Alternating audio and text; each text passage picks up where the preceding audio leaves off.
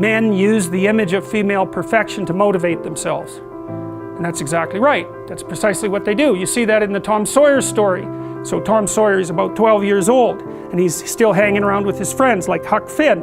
And this girl moves across the street, Becky, and she comes out, and he's struck by her for the first time in his life. Something's changed.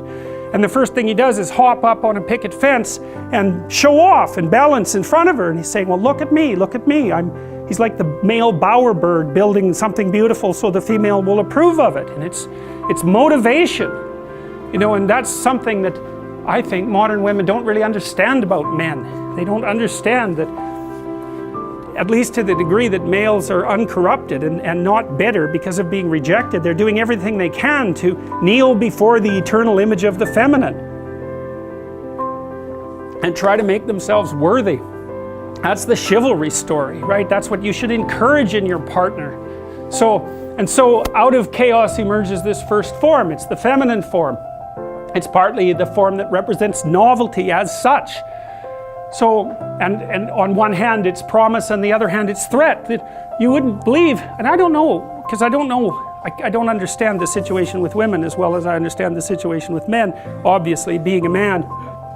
But I don't know if women have any idea how paralyzing they are to especially young men. A very large number of my clinical clients, but also young men I've talked to in general, are absolutely terrified of women because they're terrified of being rejected. And the terror exists in precise proportion to the attraction to the woman, which is a horrible paradoxical situation to be in. It's often why men make such fools of themselves in front of women that they're attracted to. It's because, first of all, they don't see the woman that they're attracted to, because what the hell do they know about her? They don't see her as an individual. They see her as the manifestation of a judgmental ideal. And then it's only in establishing the relationship with the actual woman that they can start differentiating between the judgmental ideal and the actual individual woman. And that also requires a sacrifice.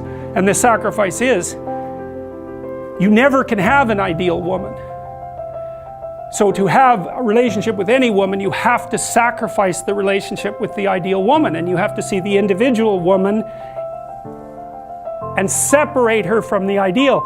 And that's the same thing that happens to the hero in Sleeping Beauty, right? He sees the evil queen who actually turns into the dragon of chaos, and it's not until he can defeat her that he can establish a relationship with the actual princess. And that's exactly the case.